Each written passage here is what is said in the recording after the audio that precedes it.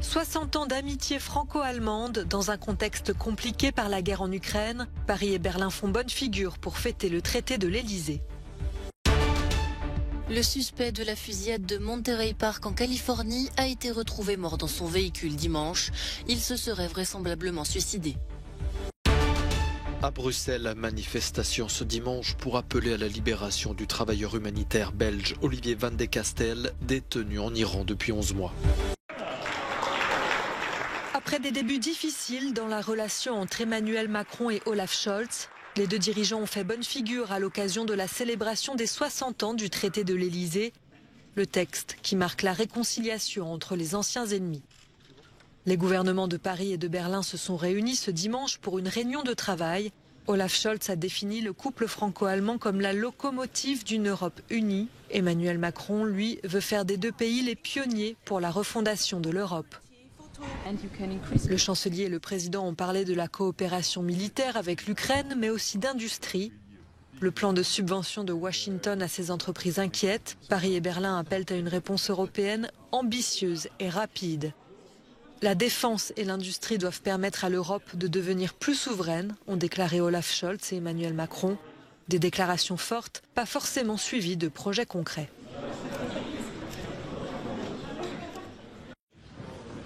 L'épineuse question de la livraison de chars lourds à l'Ukraine divise l'Europe. Pour les 60 ans du traité de l'Elysée, la France et l'Allemagne ont renouvelé leur entier soutien à l'Ukraine tout en restant évasifs sur le sujet. Nous continuerons à soutenir l'Ukraine aussi longtemps qu'il le faudra dans tous les domaines. Nous le ferons ensemble en tant qu'Européens pour défendre notre projet de paix. Récemment, la Pologne a affiché son intention de livrer ses chars Léopard à l'Ukraine sans attendre le feu vert de Berlin, nécessaire au niveau contractuel pour ses armements fabriqués en Allemagne. Les pays baltes appellent la première puissance européenne à l'action. Je pense que ça n'est pas juste et c'est avant tout immoral car chaque jour est extrêmement coûteux et c'est l'Ukraine elle-même qui en paie le prix. Elle le paye avec ce qu'il y a de plus précieux, des vies humaines. Ce dimanche soir, la chef de la diplomatie allemande a affirmé que Berlin ne s'opposerait pas à la livraison de chars Léopard de la Pologne à l'Ukraine. Emmanuel Macron a lui déclaré que rien n'est exclu concernant la livraison de chars Leclerc. La Pologne continuera à être un des principaux soutiens militaires de l'Ukraine, notamment en lui envoyant les chars dont elle a besoin. C'est ce qu'a déclaré le président polonais à Euronews lors du Forum économique mondial de Davos, en Suisse. Andrzej Duda a participé à plusieurs rencontres sur la sécurité. Il a aussi assisté à l'inauguration d'une exposition sur les crimes de guerre russes en Ukraine. Voici ce qu'il a déclaré à Euronews. Pour l'instant, nous allons livrer à l'Ukraine les chars Léopard de nos propres unités, tout en modernisant bien sûr notre propre armée et en assurant notre sécurité. C'est évidemment notre devoir en tant qu'autorité polonaise. La Pologne incite ses partenaires occidentaux à renforcer leur soutien militaire à l'Ukraine. Ces discussions ont aussi lieu à Davos. Nous avons parlé de l'initiative polonaise d'envoyer des chars Léopard en Ukraine. Avec l'aide d'autres pays, nous pourrions rassembler nos chars Léopard et créer au moins une brigade blindée pour Kiev. La déclaration britannique sur l'envoi de chars Challenger est également très importante. Regardez l'intégralité de cette interview du président polonais Andrzej Duda à partir de ce soir sur Euronews et euronews.com.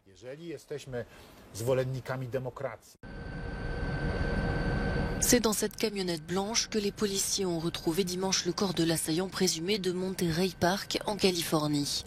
Garé sur un parking de Torrance à 45 minutes du lieu de la tuerie, l'homme s'est vraisemblablement suicidé. 10 personnes ont été tuées samedi soir dans la fusillade alors qu'elles célébraient le nouvel an lunaire dans une salle des fêtes. 10 autres personnes ont été blessées. À 12h52, l'équipe SWAT s'est approchée de la camionnette et l'a fouillée. Elle a constaté que le suspect s'était blessé par balle et il a été déclaré mort sur place. Au cours de la fouille, plusieurs éléments de preuve ont été retrouvés, reliant le suspect aux 2 sites de Monterey Park et d'Alhambra. Une arme de poing a notamment été découverte à l'intérieur de la camionnette. L'identité du suspect a été révélée. Il s'agit de Ucan Tran, un Américain de 72 ans d'origine asiatique. L'enquête se poursuit notamment pour tenter de déterminer les raisons de son geste. Le septuagénaire a également tenté de s'en prendre à une autre salle des fêtes dans la ville voisine d'Alhambra, mais des participants auraient réussi à lui arracher son arme des mains avant qu'il n'ouvre le feu.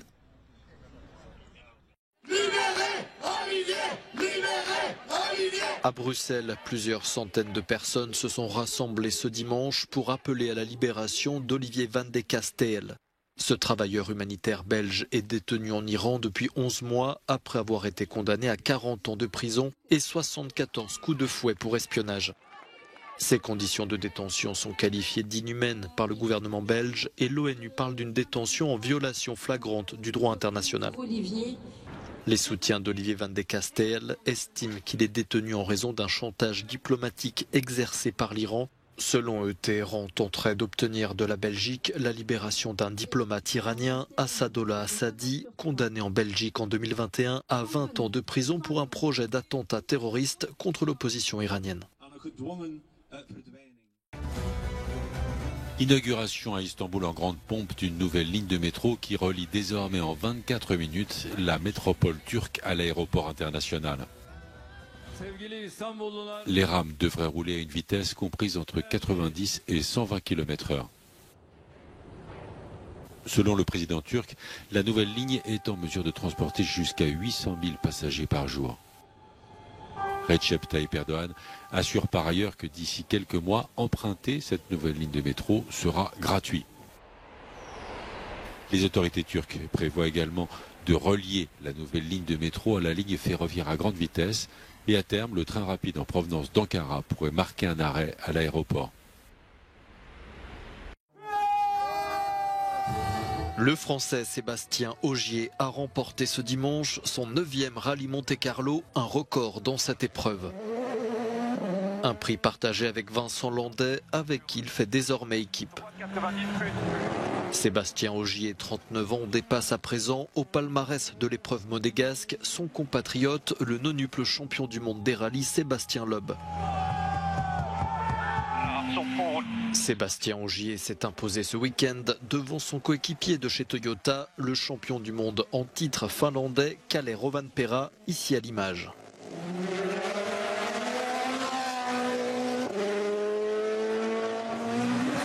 À la 3e place du podium, le Belge et pilote Hyundai Thierry Neuville. Le rallye de Monte-Carlo ouvre la saison du championnat du monde des rallyes. 13 courses sont au programme cette année. La prochaine, le rallye de Suède, aura lieu du 9 au 12 février. Fun Féminisme présente une quarantaine d'œuvres issues de la collection du musée de Bâle et une sélection de pièces récentes d'artistes contemporains, suisses et internationaux. L'exposition a choisi un prisme féministe volontairement irrévérencieux et parfois provocateur pour casser les stéréotypes associés habituellement aux femmes. De l'humour donc, de la poésie, du jeu et de la joie et bien entendu toute la palette des attributs et de la sensibilité féminine. Le musée d'art contemporain de Rome, le Maxi, présente Digital Antibodies, une exposition qui présente les nouvelles relations entre nos univers numérisés et la réalité contemporaine. Nos écrans d'ordinateur, tablettes et portables sont autant de surfaces connectées au monde et aux réseaux sociaux. L'exposition questionne notre relation d'individus noyés dans le big data et bientôt, qui sait, remplacés par l'intelligence artificielle. L'exposition Musique animale, le grand bestiaire sonore, tend l'oreille vers le vivant, les vocalises des oiseaux, les stridulations des insectes, les chants mélodiques des baleines, les hurlements choraux des loups. Tout en montrant l'extraordinaire influence des voix animales dans l'histoire de l'art et de la musique, l'exposition interroge l'avenir de la biodiversité et d'un patrimoine sonore en voie de disparition. À voir les oreilles grandes ouvertes.